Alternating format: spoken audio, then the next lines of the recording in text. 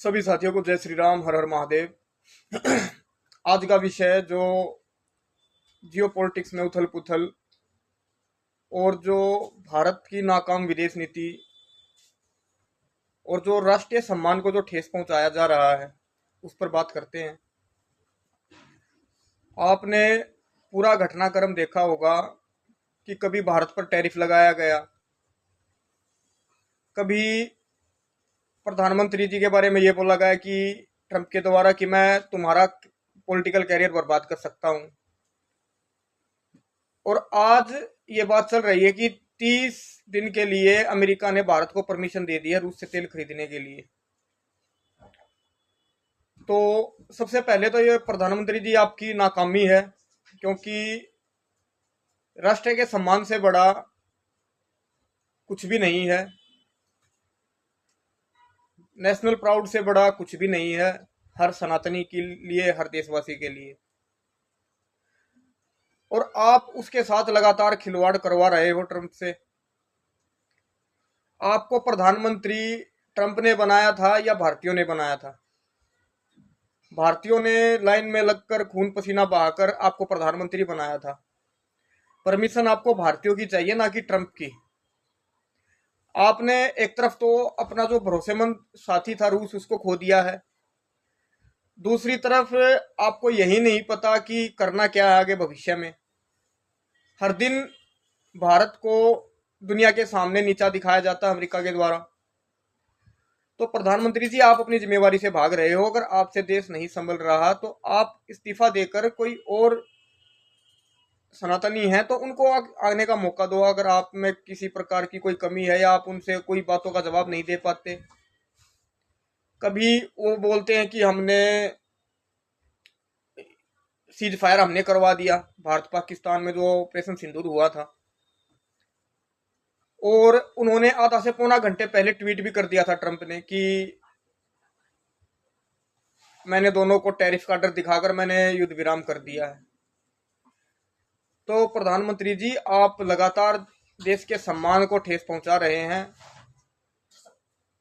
आपसे सच में राष्ट्र नहीं संभल रहा, वरना इतनी दूर बैठा एक देश का अध्यक्ष भारत की विदेश नीति और भारत को किससे तेल खरीदना है, किससे व्यापार करना है और किससे नहीं करना, वो कैसे तय कर सकता है? इसका मतलब भारत आजाद नहीं है। आपने भारत के सम्मान को और भारत को वहां पर गिरवी रख दिया है ओवल ऑफिस में। और जो साथी हम भी पहले बीजेपी को सपोर्ट करते थे और आज भी करेंगे सपोर्ट, क्योंकि हमारे पास कोई दूसरा विकल्प है नहीं। अब इस बात का फायदा कांग्रेस को बिल्कुल भी नहीं मिलना चाहिए, क्योंकि कांग्रेस देश के लिए कैंसर है। और हर वीडियो में मैंने बोला है कि देश में एक ही हिंदू संगठन हो और एक ही हिंदू पार्टी। और बीजेपी का विरोध नहीं है, आप बिल्कुल अयोग्य हैं, आप योग्य नहीं हो प्रधानमंत्री पद के लिए। और इस पर देशवासियों को सोचने की जरूरत है। आपकी नाकामी का जो ये कीमत है वो हिंदू और सनातनी आप नहीं चुकाएंगे। आपने अब इतना सब कुछ आप देख रहे होगे, दुनिया में उथल पुथल मची हुई है। इस दौर में आपको एक लीडर की भूमिका निभानी थी। ज्यादा से ज्यादा ट्रंप क्या कर सकता है? ज्यादा से ज्यादा आप इस्तीफा दे सकते हो, उससे ज्यादा तो कुछ होगा नहीं। लेकिन इससे देश का सम्मान बढ़ा रहेगा, क्योंकि व्यक्ति कोई कितना भी बड़ा हो उसका कोई महत्व नहीं है। राष्ट्र का सम्मान सबसे पहले नंबर पर है। और आपने इसको बार बार चोट पहुंचाई है। और अब अगर आप थोड़ा सा भी देश के बारे में आप में सोचने समझने की ताकत बची है तो आपसे हाथ जोड़कर निवेदन है, आप प्रधानमंत्री पद से इस्तीफा दे दीजिए। और जो युवा सनातनी जो उभर रहे हैं, जिनके पास कुछ करने के लिए है राष्ट्र के लिए, उनको आने का मौका दीजिए। अब तक तो आपको अपने आप ही दे देना चाहिए था, जब इतना बार बार देश को दुनिया के सामने पर नीचा दिखाया जा रहा है। देश की इतनी बड़ी ताकत नहीं है। आपने सारी विदेश नीति बर्बाद कर दी।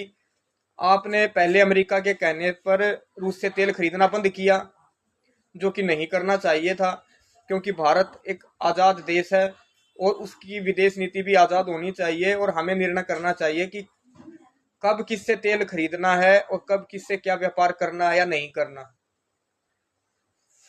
तो जो भी साथी जो ये अंधभक्त बने फिर रहे हैं, या तो ये अनपढ़ हैं या इनमें सोचने समझने की ताकत खत्म हो गई है। बीजेपी पार्टी का विरोध नहीं है, विरोध सिर्फ कुछ लोगों का है जो देश पर थोपे जा चुके हैं और वो उस गद्दी को छोड़ने के लिए तैयार नहीं। आप बिल्कुल फ्लॉप हो चुके हो। अगर इस पार्टी को बचाना चाहते हो तो नए चेहरों को आगे आने की जरूरत है, जो देश धर्म मातृभूमि के लिए वाकई में कुछ कर सके। कोई तीसरा देश ये तय नहीं करेगा कि हमें कब युद्ध विराम करना है, कब किससे तेल खरीदना और कब किससे व्यापार करना है।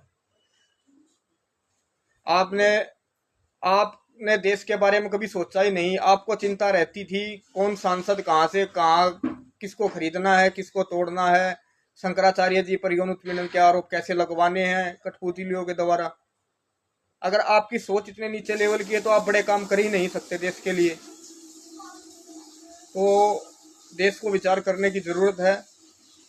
बदलाव तभी आएगा जब विदेश नीति आज़ाद होगी। आज पूरी विदेश नीति यूएस से चल रही है भारत की। जो भी वहां से लिख के आता है वही यहाँ की सरकार करती है, और इस बात का बिल्कुल भी कांग्रेस को फायदा नहीं मिलना चाहिए, क्योंकि इन्होंने देश को बर्बाद किया है। अगर ये इस बात का फायदा लेकर ये सत्ता में आ गए तो देश के पास खोने के लिए कुछ नहीं बचेगा। तो बीजेपी पार्टी को ही मजबूत करना है, और जो कठपुतली बिठाई गई हैं इसमें बीजेपी में, इनको हटाकर नए युवा चेहरों को आगे लेकर आना है जिनके पास कुछ करने के लिए हो। और जो अंधभक्त बने हुए उनके लिए की बात है भाई, राष्ट्र की पहले सोच होनी चाहिए। एक कोई व्यक्ति है उसको भगवान मत बनाओ। उनको किसी काम के लिए चुना था, अगर वो नहीं कर रहे तो उसको हटाकर दूसरे को लेकर आओ। आपने तो उसको भगवान बना रखा है, कंफर्ट जोन में ला रखा है।